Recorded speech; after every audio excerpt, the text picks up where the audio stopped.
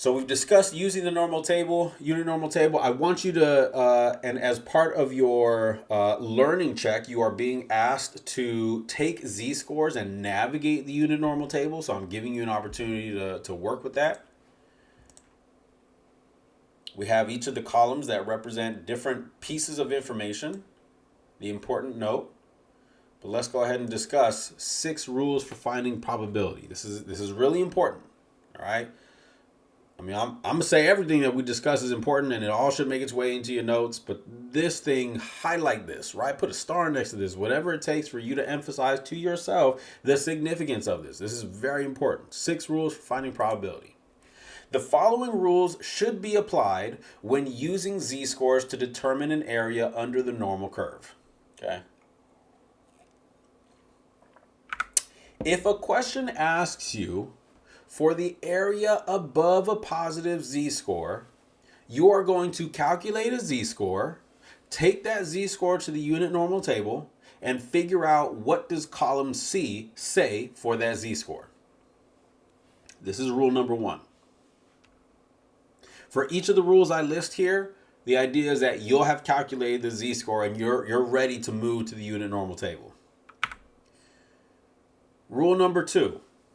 If the question asks you for the area above a negative z-score, you're going to calculate a z-score, figure out what column B says for that z-score, and add 50.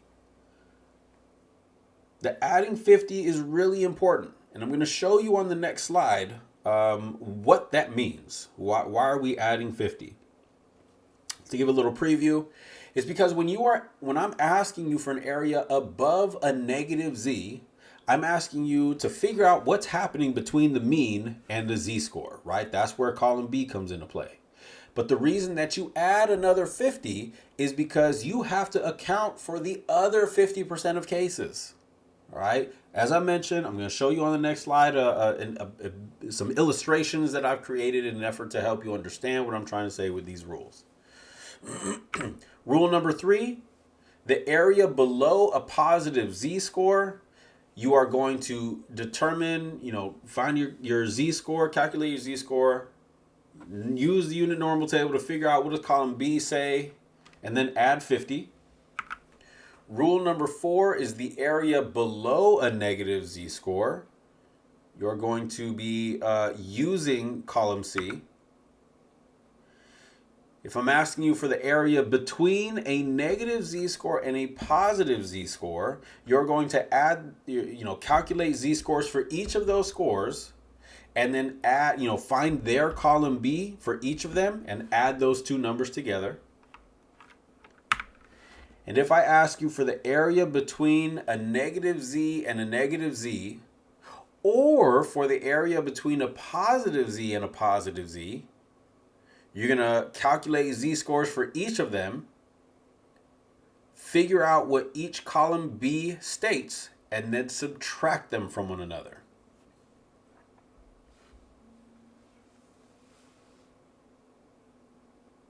All right, a couple tips for finding proportions of area under the normal curve. Pay close attention to what is being asked. I'm very particular, very specific about the language that I incorporate, and that is on purpose. If I'm asking you for areas greater than, less than, beyond, or between, those relate to the rules that are being applied. I encourage you to sketch a distribution. As I mentioned I'm going to show you some illustrations that I've created in an effort to help you kind of visualize what's being asked in these questions. I encourage you, consider sketching a distribution and shade in the area under the normal curve that you're trying to determine. Now, what does that mean? These are visual representations of those rules. If I ask you for what's happening above a positive z-score, I want to know everything that's happening to the right of a positive z. If I ask you for the area above a negative, you're going to calculate that negative z-score. Use column B to tell me what's happening in this lighter green area, and then add 50 to represent everybody else on the other side of the mean. If I ask you for an area below a positive z-score, you're going to calculate a z-score, tell me what's happening between the z-score and the mean, and then add 50 to represent everybody else to the left of the mean. If I ask you for an area below a negative z-score, calculate that z-score, and then tell me what's happening in column C. That's everybody else out here.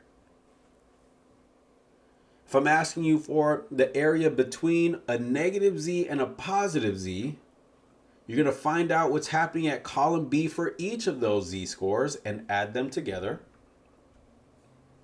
And finally, if I'm asking you for the area between a negative z and a negative z, or for the area between a positive z and a positive z, it's not super clear here, but you're effectively finding the column B for each of those z-scores and subtracting them from one another. This is the visual representation of that.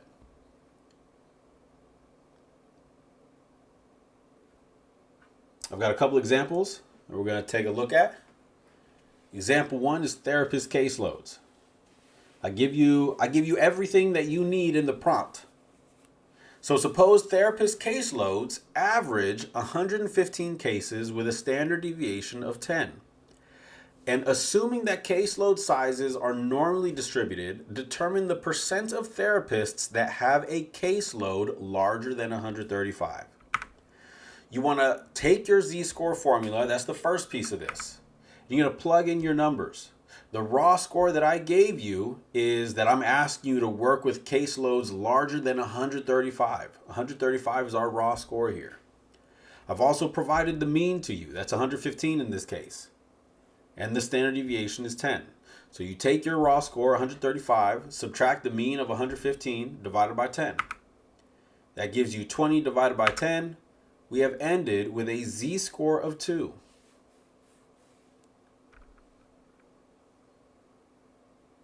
Okay? We're going to take that 2, continue on our example here. After determining the z-score, you should determine which of the 6 rules apply.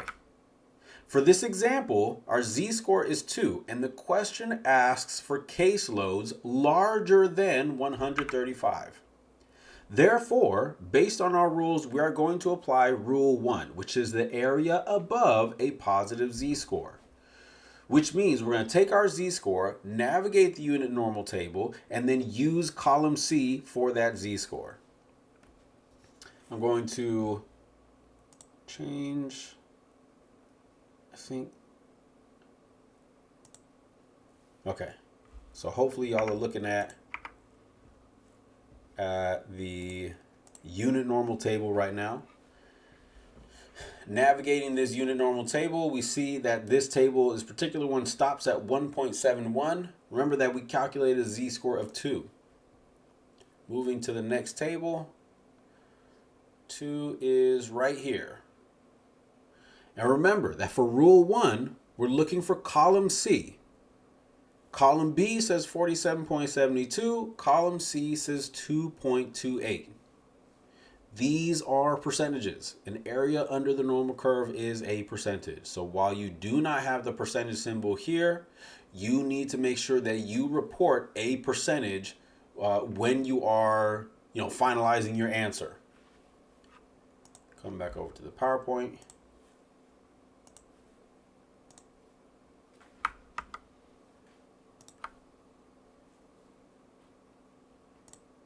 Okay. So we apply Rule 1, the area above a positive z. In the unit normal table, we look for a z-score of 2. We find the corresponding proportion in column C, 2.28. If I asked you for a concluding statement, a whole statement by itself, you would tell me something like therapists with caseloads larger than 135 represent 2.28% of the population of therapist caseloads. Always tying, our concluding statement back to the prompt. If I only ask you for a percentage, all you would need to give me is 2.28%. If we take a look at another example, professor students. Suppose a professor's student populations average 200 students with a standard deviation of 10. Assuming student population sizes are normally distributed, determine the percentage of professors that have a student population between 175 and 190 students. I've given you two different raw scores to work with here, which means right off the bat, we haven't done any math yet. I've given you two scores. Off the bat, we can say, well, rules 1 through 4 will not apply. They can't apply. Rules 1 through 4 only apply for working with one z-score. If we're being asked to work with two, then we have to use either Rule 5 or Rule 6. So that's just, a little shortcut, so to speak. We're going to still apply our z-score formula, but now we have to do it twice. So 175 minus 200 and 190 minus 200, both of which are divided by 10. So we have negative 25 divided by 10 and negative 10 divided by 10. So we have negative 2.5 and negative 1. Those are our z-scores. After determining z-score, determine which of the 6 rules apply. As I mentioned, we can already cut out the first 4. For this sample, or for this example rather, our z-scores are negative 2.5 and negative 1, and the question asks for student populations between 175 and 190. Therefore, we are going to apply Rule 6. And the reason that we're applying Rule 6 is because we have two negative z-scores. We don't have a positive and a negative. Rule 6 states that the area between a negative z and a negative z-score or a positive z and a positive z-score, we're going to subtract column B from column B for each z-score. In the unit normal table, we're going to look for a z-score of 2.5 and a z-score of 1. Remember, you will not see negatives. And then find the corresponding proportion in column B. I've already given the answer here. However, I encourage you to navigate through the unit normal table to find these values. I'm gonna leave the 34.13 alone, largely because we focused a lot on 34.13 as a representation of the area between the mean and z for a z-score of 1. However, let's use this z-score of 2.5 and see if we could determine and confirm that column B states 49.38 for that z-score. So we're going to come back over to our unit normal table. We're looking for 2.5. Just so happens to be on the same page. 2.5 is right here, 49.38. We are confirming that that is column B for a z-score of 2.5. Making our way back to our presentation. We have 49.38 and 34.13. Remember that we need to subtract them. So 49.38 minus 34.13 leaves us with 15.25. These are percentages, so we would if creating a concluding statement, professors with student populations between 175 and 190 students represent 15.25% of the population of student populations. On the other hand, if I'm just asking you for a percentage, you would just include 15.25%. A question that I will often get when teaching this material is what happens if instead of subtracting 49.38 minus 34.13, what if we flip that? And what if instead we say 34.13 minus 49.38? And I would say to you, yes, if you plug that into your calculator is going to give you a negative number. But we do not report negative percentages. That is not possible. So you can still do it. You can still calculate a negative value in your calculator. But when you report that number to me, whether through a concluding statement or plugging the number directly into Canvas, do not include a negative symbol attached to a percent. Okay? There's no negative percent. So 49.38 minus 34.13 is actually the same as 34.13 minus 49.38, just with a negative. But again, drop that negative. So this is the conclusion of this presentation. Probability, it's a tricky one. I know it's a lot of information. It's a lot to grapple with and try and get through and understand. Take your time as you're working through it. Make sure you're asking questions. And if you have any questions that you feel I can help you with, please don't hesitate to reach out.